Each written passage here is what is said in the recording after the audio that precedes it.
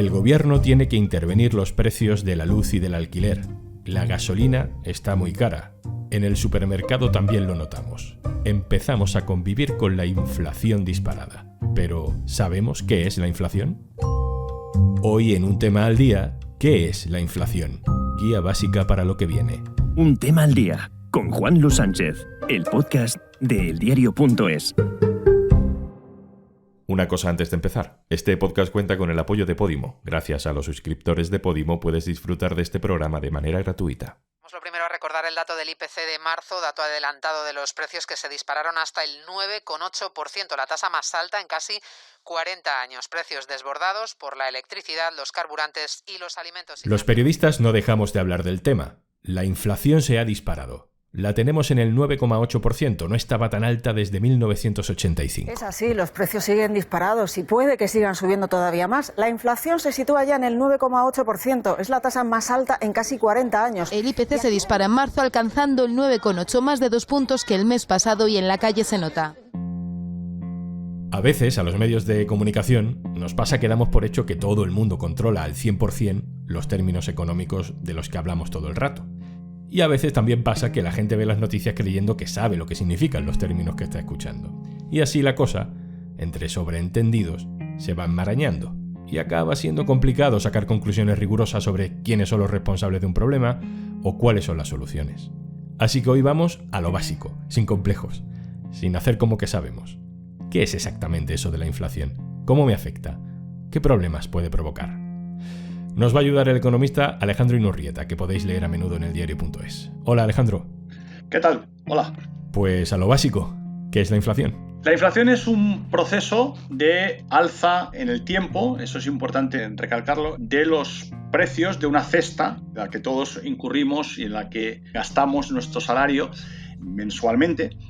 La composición de esa cesta está definida por el Instituto Nacional de Estadística, que de alguna manera, a través de encuestas que se hacen todos los años, pues pulsan exactamente en qué gastamos nuestro dinero diariamente, que luego se computa mensualmente. Pues alimentación, vestido, ocio, transporte, gasolinas, móviles, plataformas ahora de internet, etcétera, etcétera. Es decir, son todos los gastos una cesta que está ponderada, eso sí, por el porcentaje, es decir, cada uno gastamos un porcentaje determinado en cada grupo de artículos, y eso se computa a lo largo del mes y nos dice exactamente cuánto han subido cada artículo o cada grupo de artículos, y el incremento mensual de esa cesta pues es lo que se conoce como inflación. De ese conjunto de cosas que compramos habitualmente, ya has mencionado alguna que ha subido, claramente ha subido. ¿Por qué se produce eso ahora? Los precios, sobre todo de la energía y sus derivados, llevan unos días, digamos, subiendo mucho, pero llevan también unos meses, ya hace tiempo, que comenzaron su escalada, sobre todo la luz. Esto tiene que ver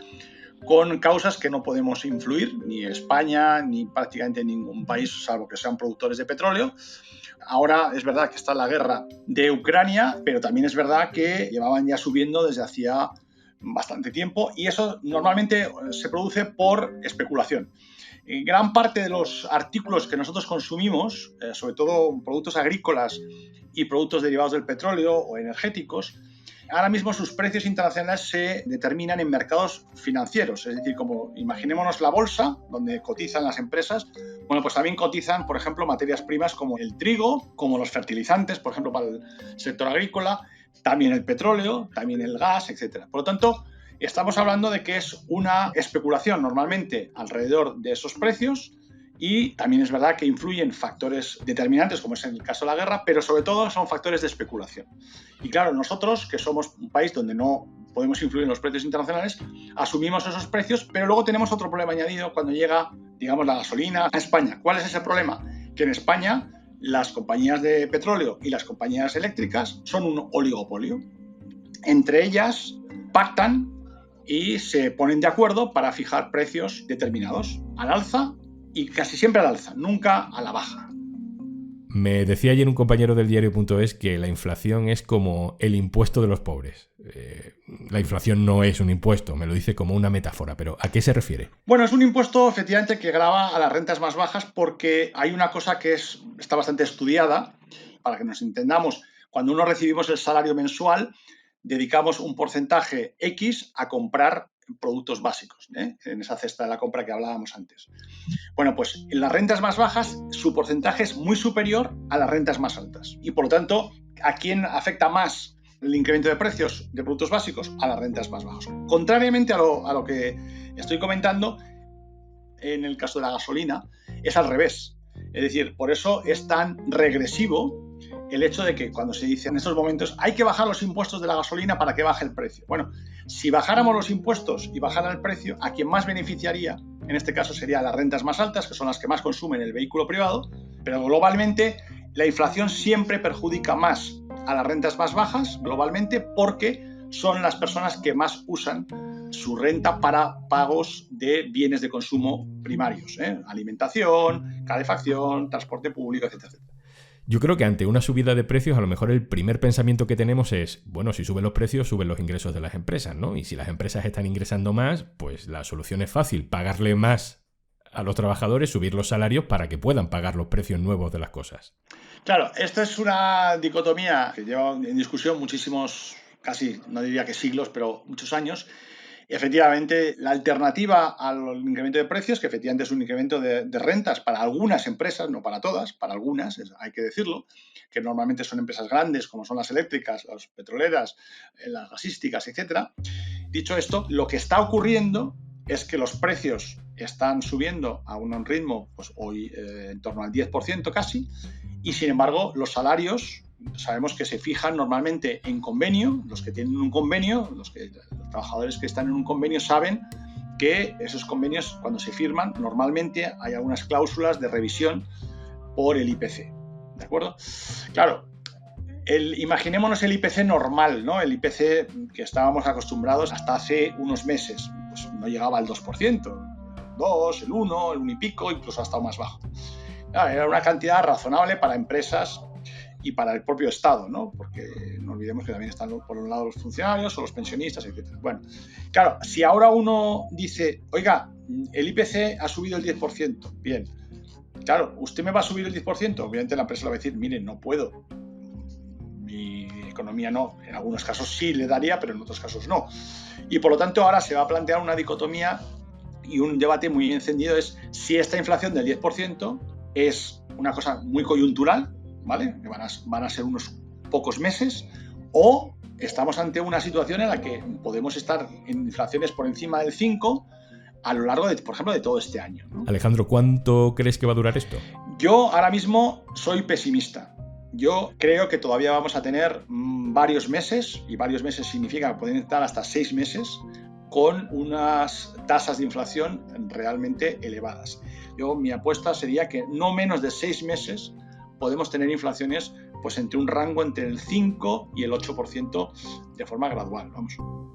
¿Y cómo se soluciona? ¿Hay alguna manera de intervenir el mercado o mejor esperamos a que amaine el temporal? Claro, ¿España puede modificar los precios internacionales de la energía? No.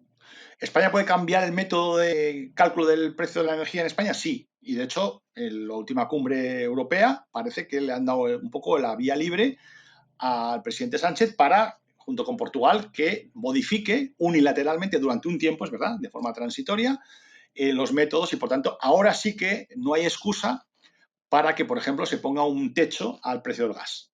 Por lo tanto, al menos en lo que es el precio doméstico de energía, el precio que pagamos todos en la factura mensual, podría y debería bajar drásticamente en los próximos mes y medio. ¿El precio de la gasolina se puede intervenir? Se puede intervenir. A partir de ahí, eso, si tiene cabida jurídica, que yo creo que podría tenerlo transitoriamente, pues efectivamente podríamos imponer un precio máximo al gas, un precio máximo a la gasolina, y efectivamente limitaríamos los beneficios de las empresas productoras de petróleo y gas, ¿de acuerdo? ¿Lo van a hacer? Mi sensación es que no. Mi sensación es que el precio del petróleo, el precio de la gasolina no lo van a intervenir. Algo harán con el gas para modularlo, pero tampoco a unos precios que deberían ser los razonables. Y por lo tanto, por eso te decía al principio que soy relativamente pesimista. Y luego está el tema que también se ha salido a colación, que es el tema de los alquileres, ¿no? Es decir, el alquiler se puede topar. Parecía que no, parecía que el control de precios de alquiler era un anatema, y ahora de repente en un Real Decreto se dice que a los propietarios de vivienda, oiga, usted no puede subir más del 2%. bueno, vamos a ver cómo se articula y sobre todo cuál es el grado de control que tiene el Ejecutivo sobre los incrementos reales de precios de alquiler. Por tanto, en su conjunto vamos a tener 6 meses como mínimo, yo creo, de alzas de precios muy elevadas y en cambio los salarios van a mantenerse sus incrementos muy por debajo de esos precios. Por tanto, hay que prepararse para una pérdida de poder adquisitivo notable este año y sobre todo, esperemos que no, pero a lo mejor algún tipo de conflictividad social. Alejandro Inurrieta, muchísimas gracias por ayudarnos a entender la inflación. Un placer.